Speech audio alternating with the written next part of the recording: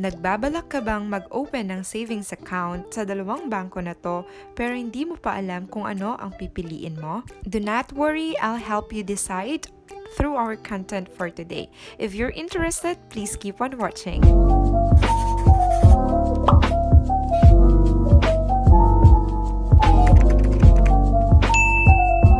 Hey guys, so welcome back to my channel. I am your Millennial Filipina, Sia. For those who are new to my channel, welcome to the Millennial World and Millennial Family. Kung napadaan ka lang dito sa ating channel, by the way, I am Sia Cardino, a Kapampangan content creator, and my channel is all about finance, education, travel, tutorials, and anything about millennial life. If you want to know more about millennial life, mag-subscribe na kayo and be part of our growing millennial family. For today's content, guys, we will be comparing BDO and METROBANK to help you decide kung saang bank kayo mag-open ng savings account ninyo. Ang BDO ay meron ng 1,000 branches. Ang pinaka-latest, guys, ay yung sa Davao na nag-open last March. And yung mga ATM machines niya ay nasa over 3,600 ATMs. Sa METROBANK naman ay merong 960 plus branches and over 2,300 ATMs. Branches and ATMs will go to BDO. Ang BDO, guys, ay mostly open sa weekdays and especially sa mga weekends like Saturday and Sunday, lalong-lalo na yung mga branches inside the SM malls. Meron din mga branches na kahit wala sa SM, nag-open sila during weekends. Ang METROBANK naman ay open during weekdays from 8 a.m. to 3 p.m. Wala siyang weekends banking. Usually, nag-a-announce yung METROBANK kung meron man sa weekends. May mga bank branches din inside malls pero mahirap makahanap ng branch na open during Saturday. Operating hours will go to BDO. Para makapag-open ng ATM savings account sa BDO, kailangan mo ng 2,000 pesos. Ganun din po sa METROBANK, 2,000 pesos ang initial deposit. Kapag sinabi nating minimum initial deposit, ito ang kakailanganin mo para makapag-open ng account. So, kailangan meron kang 2,000 para makapag-open ng BDO at METROBANK.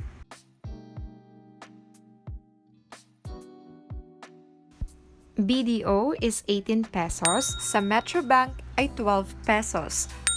Syempre guys, kapag nag-withdraw kayo mismo sa mga ATM na mga bangko nyo, free at walang charge po ang pag-withdraw. Next guys, ang balance inquiry sa ibang ATM machines ay 2 pesos. Para maiwasan ng charges, mag-balance inquiry na lang kayo sa mga ATM machines ng mga bangko nyo or sa mobile banking ninyo. Next, interbank transfer. Ang pagta-transfer ng money sa hindi mo kapareho na bangko. Sa BDO ay 25 pesos. Sa METROBANK ay 11 pesos. Next, intrabank transfer. Ang pagsasend ng money sa kapareho mo na bangko. Kapag kaparehong bangko yan guys, ang pagta-transfer ng money ay libre po. Yes po, free po. Next guys, below maintaining balance, kapag nag-fall yung required monthly average daily balance mo for 2 consecutive months, may fee po siya. Both BDO and METROBANK charge 300 pesos kapag nag-below maintaining balance ang account mo. Next guys, ang ATM withdrawal limit. So everyday, meron po tayong limitation sa pag-withdraw. If BDO ka, 50,000 per day ang limit mo. Ganun din po sa METROBANK, 50,000 ang ATM withdrawal limit mo. Next guys, when it comes to mobile banking, parehas naman silang mabilis. Meron silang online banking na magagamit mo and mache-check mo yung balance mo and even yung mga transactions mo. Next guys, sa customer service nila, they offer 24-hour customer service. You just need to call their hotline, domestic toll-free. Ayan po yung mga numbers nila. Na-try ko na yan guys, so tested naman and mabilis yung customer service nila and maa-assist ka talaga nila. Next guys, magkano nga ba yung minimum balance para makapag-earn ng interest? Para makapag-earn ka ng interest sa BDO, kailangan mo ng 5,000 sa account mo and lagi mo dapat yung i-maintain. Sa METROBANK naman, kailangan mo ng 10,000 para maka-earn ng interest.